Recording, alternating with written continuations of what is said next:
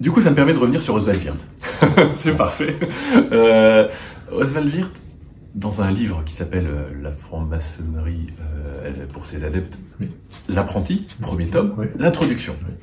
Il dit un truc, alors il est de son temps Oswald Wirth, on est au XXe siècle, début du XXe siècle, donc à une époque où la religion est très présente, et à une époque aussi où la science commence à émerger, il y a une espèce de scientisme qui s'incarne très fortement aussi. Et lui, il dit, en fait, j'ai l'impression de me trouver pris entre deux formes de prêt-à-penser. La religion, elle va vous dire, t'occupe pas, on s'occupe de ton âme, crois en Dieu, en Jésus-Christ son Fils unique, tu crois, c'est comme ça.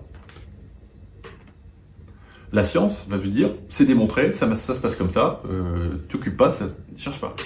Et donc je me trouve pris entre deux formes de prêt-à-penser, et moi-même, quand est-ce que je pense dans tout ça?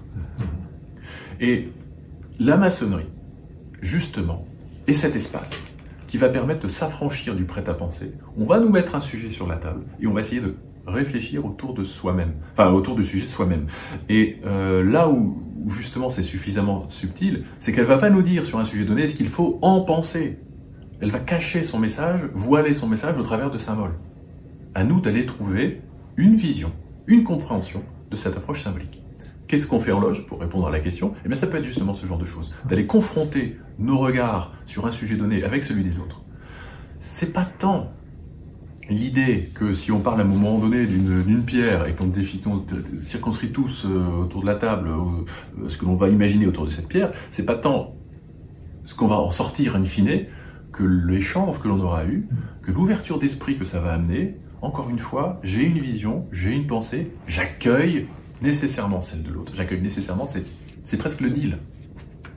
Mais du coup, ça me rend ouvert.